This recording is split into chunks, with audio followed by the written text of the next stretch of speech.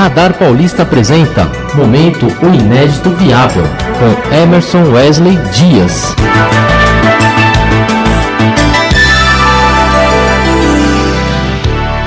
Nós estamos aqui com o Emerson Wesley Dias, trazendo o quadro Momento O Inédito Viável. Muito boa noite, obrigado pela presença, Emerson. Boa noite, Renato, boa noite a todos os ouvintes. E o que é que você traz aqui para nós discutirmos nesta terça-feira? Renato, hoje vamos pensar sobre a quarta revolução industrial. Vamos lá. Conhece essa Já ouvi falar essa, sim. Tá.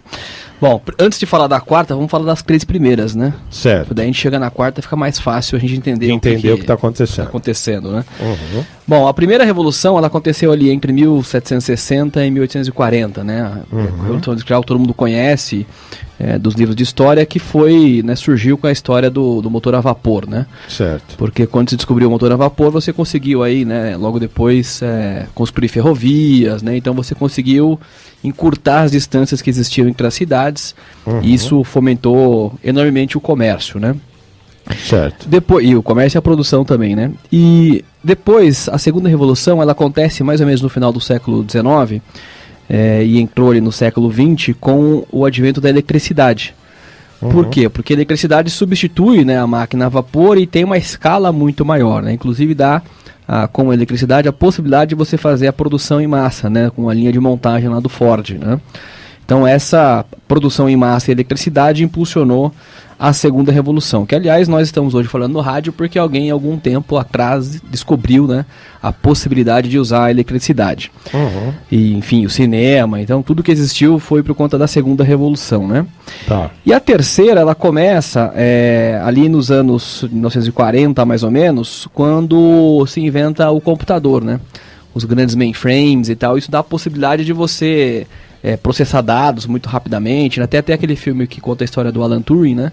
Quando ele interceptou lá o exército alemão, né? E ele descobre os códigos e tal, e consegue interceptar, enfim, é um filme bastante interessante.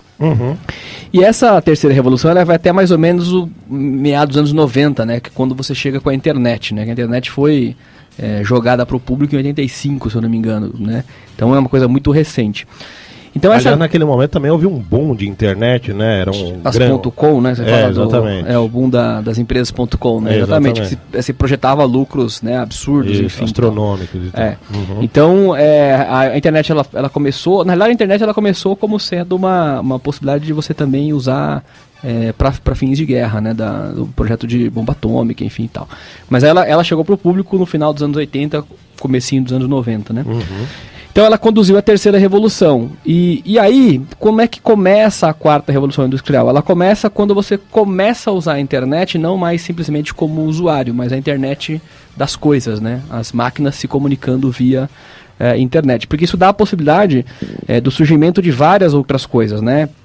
Como impressão 3D, nessa coisa de computação em nuvem, né? O que o pessoal tem chamado agora de learning machine, né? Que é a máquina aprendendo a fazer e se melhorando, e que vai desembocar na inteligência artificial, né? Então essa é o grande moto aí da quarta revolução industrial, que é um fenômeno que ninguém sabe exatamente para onde vai, né? Porque a partir do momento que a máquina começa a aprender, você não consegue mais colocar limite nisso, né?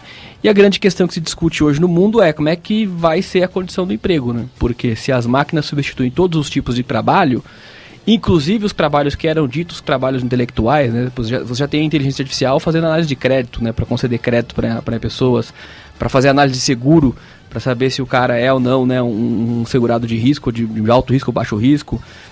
Escritório de advocacia, né, faz triagem de processos. Então, a inteligência artificial ela avança não só nos trabalhos manuais que foram substituídos desde a primeira revolução, né, e vem sendo cada vez mais, né, cada vez menos você tem trabalho braçal. Você vê que no campo, por exemplo, no Brasil principalmente, é um setor que cresce, que sustenta a economia, mas que emprega muito pouca gente, porque é tudo automatizado, né, você precisa de um trator.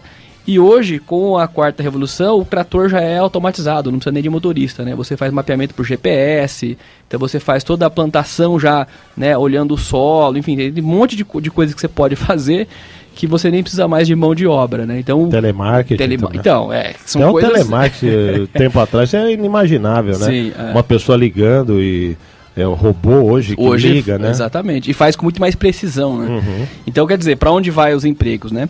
E aí o Klaus Schwab, que é o cara que fundou, né, e preside lá o Fórum Econômico lá de Davos, né? Ele tem um livro chamado A Quarta Revolução Industrial, e ele traz 23 convergências que irão acontecer, e ele dá o percentual do que pode acontecer até 2025. Olha só, tem menos de 10 anos, né, para várias coisas acontecerem, que são coisas que não dá para se prever o que vai acontecer, né? Por exemplo, se você pegasse 10 anos atrás também, né, Emerson?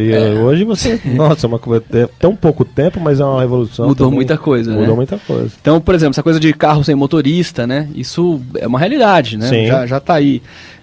A gente mal se habituou a usar Uber, já está falando que não vai ter mais nenhum motorista, né? Vai ser só o carro sem motorista. Impressão 3D na saúde humana, por exemplo, né? Você poder imprimir em 3D uma parte do osso para substituir, né? Enfim, quer dizer, são coisas que você pensa, caramba, isso, né? Isso já está praticamente possível de ser feito, né? A internet das coisas, né? Ou seja, você pode coordenar todo o maquinário da sua casa, né, à distância, enfim, você tem uma possibilidade enorme, né? Cidades inteligentes que você pode coordenar o trânsito, enfim, sim, tem muita coisa aí. E o mais, acho que o mais interessante é de fato a inteligência artificial, né? Que ela vai ser usada para tomar decisão, com essa coisa de usar os algoritmos, né? Então a pessoa vai ser recusada por emprego, mas por quê? Você não sabe, mas o algoritmo sabe porque ele rastreou tudo e sabe que aquela pessoa não é adequada, né, para aquela função, né? Sim. Ou até ele brinca, né? O cara vai casar, né? E aí ele vai perguntar pro algoritmo, né? Qual a probabilidade que eu tenho de casar com essa pessoa?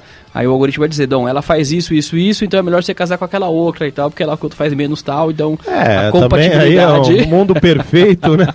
Mas o algoritmo sabe mais do que você, né? Porque se ele rastreia o seu comportamento, é mais fácil ele te dizer o que você faz do que, de fato, você percebe que faz, né? Sim, sim. Então são coisas que, né, a gente não consegue...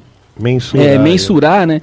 Imaginar para onde o mundo vai, né? Por isso que essa quarta revolução está sendo chamada, né, como a mais abrangente, impactante e veloz, né? Porque é tudo muito rápido. Você vê que desde que se descobriu, né, a eletricidade, e apesar que a gente tem hoje no planeta ainda 1,3 bi de pessoas que não têm acesso à eletricidade.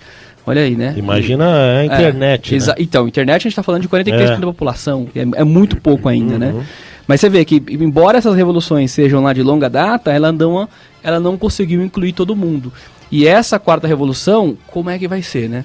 Se você cada vez esgota mais a oportunidade de trabalho, como é que fica... Você vai excluindo também, paralelamente, exatamente, muitas pessoas. Esse é um grande problema que ninguém, de fato, tem a resposta, né? Mas as coisas estão aí. E uma curiosidade também, você sabe que se o Facebook fosse um país... ele seria o país mais populoso do mundo, né? Porque olha, ele tem 1,5 bi de usuários, ele é maior que a China, né? Então o Facebook ele é um país virtual. Sim. Né? E é o maior do mundo. Quer dizer, muito legal, muito interessante também essa curiosidade. Aí, isso é possível, né, por conta dessa quarta revolução, né?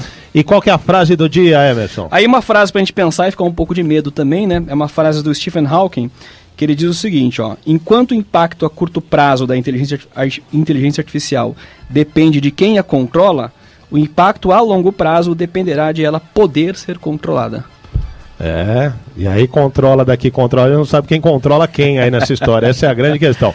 Bom, Emerson, deixe seus contatos aqui para os nossos ouvintes. O site é www.oineditoviável.com.br. Nas redes sociais é só procurar o Inédito Viável no Facebook, Instagram e no YouTube, o canal Inédito Viável, onde você tem acesso a todo o conteúdo do que a gente fala aqui, às terças e quintas no Radar Paulista. Tá certo, então, Emerson, te aguardo aqui então na quinta-feira para mais uma edição do Momento O Inédito Viável. Até quinta, Renato.